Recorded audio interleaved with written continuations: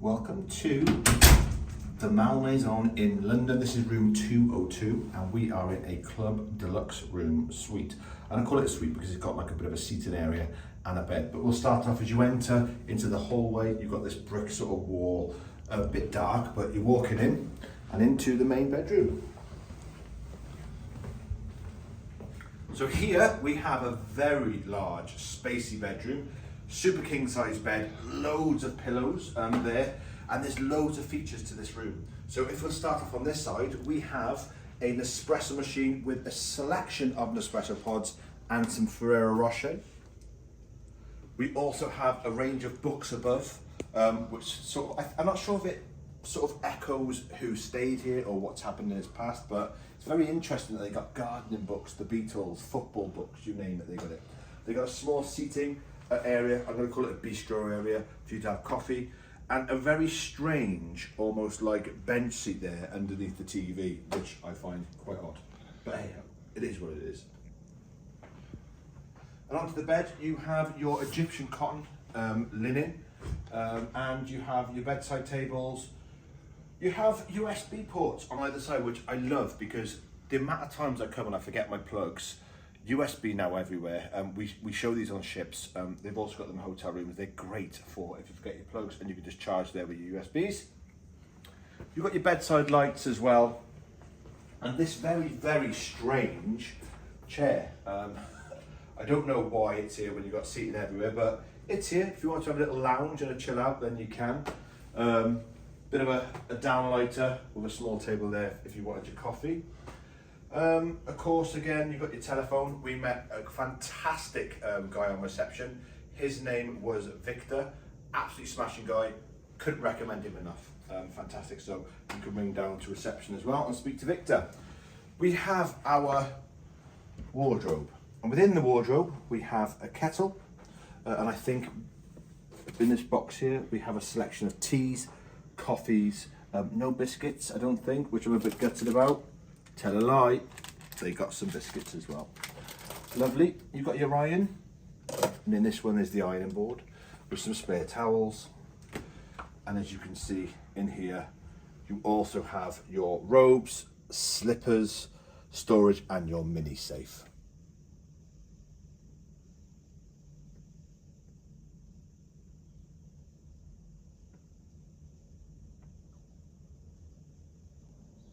I am absolutely loving the size of this room. It's a really good size room. We're not going to trip over each other, and it is quite plush.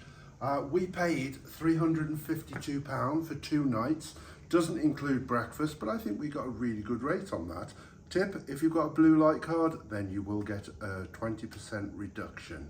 If we move through the rest of the room, outside we've got Charterhouse Square. There's a little park there, which is really nice. If I pull the curtain back a little bit, you should be able to get a view.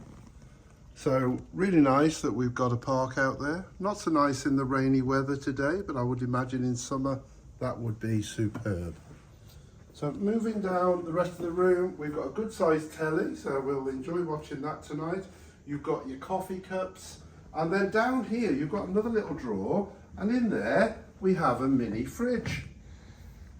Nothing in it, sadly, but obviously if you did want to have something chilled, you've got the facility there to do it. We've got a really good sized desk with a couple of PowerPoints, 3 PowerPoints, and we've also got a couple of USB ports there. So really useful if you've got some work to do, if you bring your computer, and it's also a good space for you ladies to do your makeup. Moving down the room, we've got a really nice large picture on the wall. I presume that's showing some scene from near this area, not so long ago. And now we'll move into the bathroom. So this is our bathroom, and on the mirror we've got Dare to be Different. So we've got a good size wash basin, and we've also got a really nice smell in here thanks to the reeds that are there with the diffuser. A couple of black mugs for you to use, shower cap and soap. Obviously we've got spare toilet roll, the toilet, plenty of room around the toilet, so shouldn't be an issue there. And we've got some really nice, good quality towels. These feel absolutely lush. So if we put those back on there and have a look at the shower, as you can see, we've got the shower mat. You've got the handles here for controlling, which is nice because you don't have to get in to turn it on. You can put it on before. And then moving inside, we've got shower gel and shampoo. I've not heard of that make before. Aaron make. We will test that out and let you know how we get on with that. We've got the rain shower above, which is really nice. It looks like we'll get plenty of flow out of there. So all in all, that is the tour of our room, and we are really happy with it. We think it's absolutely lovely, and we'll let you know at the end how we get on when we've had a stay.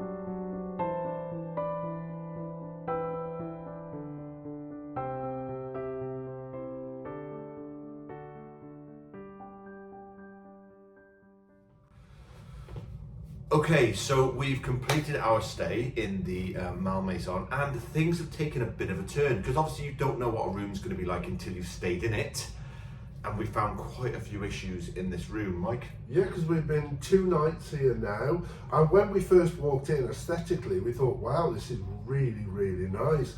But like Dave says, when you've spent a couple of days in here, you start to find the faults, and unfortunately, we have found a few. Well, let's go through them. So we'll start off with the severe amount of dust. Like, my allergies have been up. Mike's, you can't breathe in this room. Seeing the sunlight come through now, there's just dust everywhere. It's all over the floors. It's quite a dusty room. Not great for people that suffer with those sorts of allergies. Yeah, I have allergy to dust, and I've been sneezing, I've had a runny nose. So it's not been brilliant, but you know, dust is dust, isn't it? It exists, unfortunately. Yeah. And secondly, we found a real issue with the power ports. So there's one plug that works on that side of the room, as far over as the cupboard, nothing by the beds whatsoever. They do have USB ports next to the bed, but unfortunately they're both broken and they don't work. So on the room, looking at the bed, the room to the right half has no plugs at all. No. All the plugs are on the left half. But they've got these weird sort of like plug panels with what looks like plug holes, but they're not. I don't know what they are, but they're not British plug sockets. It's weird. What else have we have? The other problem I've got is that there's a lack of drawers. Oh, there's no drawers. Yes. There's 2 drawers below the television, but you've got to be quite fit to open them because you can only pull them from the very bottom out. They're big drawers, but they're just not very easy for someone like I struggle to bend down a bit to get open. Yeah, it's not great at all. So the room, even though it is classed as a club deluxe room, wasn't very deluxe. It's got one shower. To me, I know it sounds stupid, but when you're paying for the sort of room level you get, I want a bathtub. I want to indulge. There's no bathtub, just a shower. Oh, the air conditioning? The air conditioning is constantly been on.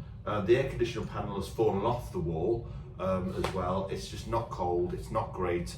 And unfortunately, no fault of the hotels. They're filming today outside the hotel, so it was very noisy about 7 A lot of men shouting at early hours this morning, and also there was some noise, people coming back in next door, but that's beyond the hotel's ability to control, but yeah, it was a little bit noisy from other guests last night as well. So in a nutshell, what we're trying to say is the room is lovely, aesthetically pleasing to look at.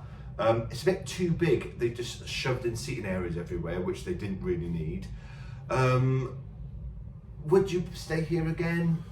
For the price, I don't think I would. Although we had a reasonable deal on it, I think it's still a lot of money to pay. It is. I think I've tried this one, I'd go elsewhere. We've stayed in better hotels in London. And one more thing to consider is if you have walking issues, the tube connections here aren't great. So you've got the Metropolitan line that is literally on your doorstep from the Barbican. To walk to one of the central lines, you've got to walk about 12, 15, 20 minutes down that way. Nothing really connects great here. Farringdon's quite cool, but as a place, probably not the best one we'd recommend. But we should just mention breakfast. We have a lovely breakfast in the restaurant here this morning. Not cheap though. No, £21. And normally 27, but if you book it in advance, and we booked it last night, it's £21.50. But it was lovely, and I want to just quickly say a mention to Ahmed, well, he's not the server, he's the host down there. Absolutely amazing guy. Nice chap, very good. Everything sorted. Very so professional. fair play. And it was a good quality breakfast, plenty of choice. There was continental, and then you could follow that with hot food. If you wished, plenty of coffee, endless coffee, or tea. So yeah, breakfast, definitely very nice. Pricey, but nice. So guys, thank you very much for watching our latest video from wheterh Travel. We appreciate you so much. We also hope you'll tell your friends, get them to subscribe as well. Click on the bell for more content notifications when they come up. Bye everyone. Take care.